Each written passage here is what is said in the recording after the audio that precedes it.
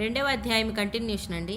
పైన వివరించిన నిత్యానిత్య వివేకమును దైనందిత జీవితం ఎట్లు అనుసరించవలనో విశదీకరించుచున్నాడు. ఆచరణ లేని తత్వజ్ఞానము మెట్ట వేదాంతము లేక శుష్క వేదాంతం అనిపించుకొనును. తత్వానుభూతి కావలసినచో ఆచరణే ఆవశ్యకము. సత్యమనున్నది పుస్తకములందు లభించున్నది కాదు, అది ప్రతిక్షణం జీవితమందు వ్యక్తము కావలను. కనుకనే వివేకానంద స్వామి ఒక టన్ను శాస్త్రజ్ఞానము కంటే ఒక ఔన్సు అనుభవ జ్ఞానమే మేలన్నాడు.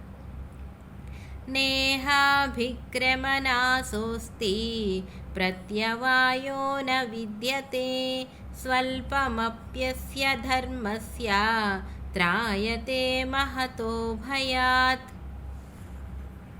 ఈ మార్గమందు ఎంతవరకు కృషి చేసినా అంతకు తగిన ఫలితం లభించును. నడుమ విరమించినను విపరీత ఫలితములు గలుగును. కొద్దిగా అనుష్ఠించినను సంసార మహాభయము నుండి రక్షించును.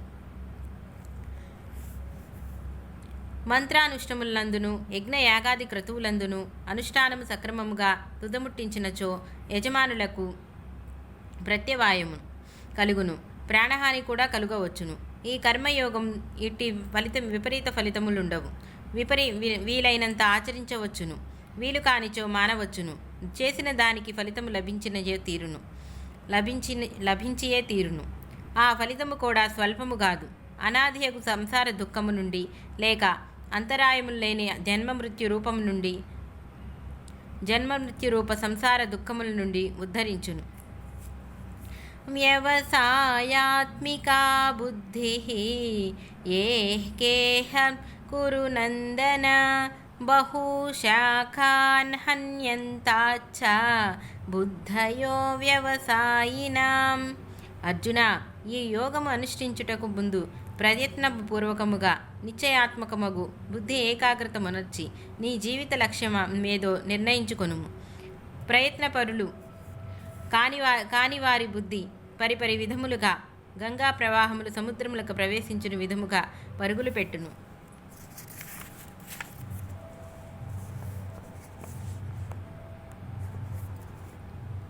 మన జీవిత ఆశయమును బట్టియే జీవిత విధానమంతయు నుండును. ఉన్నత ఆశయములు గలవారికి జీవితము నిర్దిష్టమగును, స్వార్థరహితముగును, ఆదర్శప్రాయముగును నుండును. అల్పబుద్ధి గలవారికి అల్పాయుసములే ఉండును. వారి జీవితమంతయు క్షుద్రముగునే ఉండును. ఇహలోక సుఖములే జీవిత లక్ష్యముగా కలవారు కొందరు. ఇచ్చటి వారి జీవితము అందలి సుఖములు కూడా క్షణికములే గాన వాటి నాశింపక పరలోకములు గల అనంత సుఖములంద గోరువారు మరికొందరు. పరలోకంలో కూడా అశాశ్వతములగు పునరావృత్తి లేని మోక్షం ఒకటి కోరినదగినది భావించు ఉత్తమ పురుషులు కొందరు. వీరందరూ కూడా వారి వారి లక్ష్యమును బట్టి జీవిత వ్యవహారములను ఉత్తరించును. కావున భగవానుడు ప్రథమునే గమ్యస్థానమును కొనుమని అర్జున్ని ప్రబోధించుచున్నాడు. యామిమాం పుష్పితాం వాచం ప్రవదంత్యవిపచ్చితః వేదవాదరతాః పార్థ నాన్యదస్తితి వాదినః కామాత్మాన స్వర్గపరాః జన్మకర్మఫలప్రదాం క్రియావిశేషబహుళాం భోగైశ్వర్యగతిం ప్రతి భోగైశ్వర్యప్రసక్తానాం తయా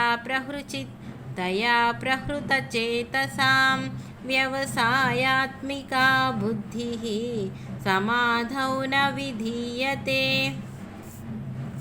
కొందరగ్నులు పరలోక భోగైశ్వర్యములే జీవిత లక్ష్యముగా భావించుకొని వేదవాక్యముల యొక్క రహస్యములను గ్రహింపనేరక శబ్దార్థములనే ప్రధానముగా చేసుకొని తీయని చిలక పలుకులు పలుకుచు స్వర్గము సుఖముల కంటే పరములు లేదని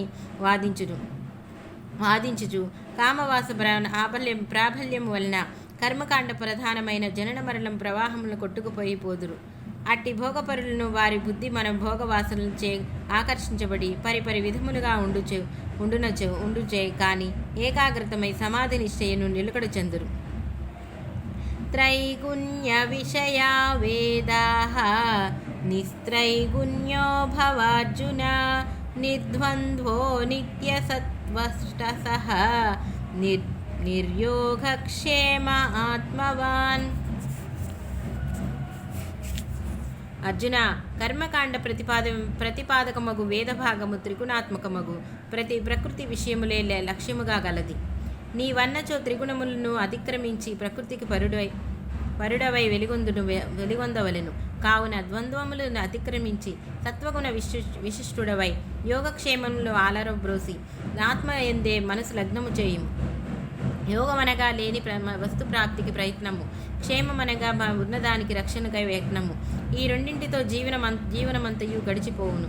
కనుక ముందు ఆ రెండింటికి స్వస్తి చెప్పినా గాని మనస్సుకు స్థిమితముండదు. జీవితమునకు ఒక లక్ష్యము లేక మనస్సు పరిపది విధములా పోవుడు చేతనే ఆది వ్యాధులు గాని మరణములు గాని సంభవించును. అట్లుగాక దృఢబుద్ధితో మనము ఏకాగ్రతమునొచ్చి ఒకే లక్ష్యముపై నిలిపినచో మృత్యువును కూడా జయింపవచ్చును. మనోనిశ్చయము యొక్క మహిమ ఎట్టిదో స్వచ్ఛంద మరణములు వరముగా పొందిన భీష్ముని చరిత్ర వేనేళ్ల చాటుచున్నది. ఒకనొక ఆంగ్ల కవి ఆక్స్ఫర్డ్ విశ్వవిద్యాలయంలో 4-5 శతాబ్దముల క్రిందట విద్యార్థిగా నుండిన ఒక యువకుని చరితము స్కాలర్ జిప్సీ అను పద్యంలో వర్ణించి ఉన్నాడు. అంధకార యుగమని పేర్కొనబడిన ఆ దినములలో జిప్సీ అనుడి ఆఫ్రికా దేశము వారు యూరప్ ఖండమంతయు సంచరించుచుండిరి. వారి వద్ద గల రహస్య విద్యను సంపాదించుటకు ఆ యువకుడు తన జీవితమంతయు ధారపోసెను. అతని సంకల్ప బలముగా శతాబ్దములు గడిచినను అతడజేయుడు అమరుడై ఉండనని ఆ కవి వర్ణించెను. అంతేకాక మన నవనాగరికత జీవితమంతయు ఒక పెద్ద అంటువ్యాధి అనియు తొందరపాటు ఒకే లక్ష్యము లేకుండుట, మన సాపరముగా పెరిగి హృదయమును దుర్బలముగుట మొదలైనవి ఈ రోగ లక్షణములనియు ఈ రోగముల సహవాసముల వలన ఈ వ్యాధి అందరికీ వ్యాపించుననియు నిరూపించినాడు. సారాంశమేమనగా చిత్త విక్షేపము శాంతి సుఖములకు భంగకరము మాత్రమే కాక మృత్యుపదము కూడా అగును. యవానద్ధవుదపానే సర్వసంప్లుప్తోదకే తావాన్ సంశ్లేషు వేదేషు బ్రాహ్మణస్య విజానతః. అన్ని ఎడల జలమయమై ఉన్నప్పుడు నూతి ఉపయోగమై ఎంతో వివేకవ్యగు బ్రాహ్మణులకు వేదముల అంతయే ప్రయోజనము. అనగా అంతటను జలమున్నప్పుడు నూతి ప్రయోజనమే లేదు. మనుజులు నూతికి పోయినను సముద్రమును పోయినను తన వద్దనున్న పాత్ర ప్రమాణమును బట్టి ఏ జలమును గ్రహింతురు. అల్పబుద్ధి గలవాడు, చిన్న పాత్ర గలవాడు వారు కర్మకాండ ఆశ్రయించుకొని ఇహలోక పరలోక సుఖములకై యత్నించుచు సంసారమందు పరిభ్రమింతురు. అట్టి వారికి వేదములలో ప్రయోజనముండదు. అనుభవజ్ఞులకు దారి చూపుటయే వేద ప్రయోజనము. ఆ అనుభూతి కలిగిన మీదట వేదముల అవసరమే లేదు. కర్మణ్యేవాధికారస్తే మా ఫలేషు కదాచన మా కర్మఫలహేతుర్భూః మా తే సంగోస్వ కర్మణి.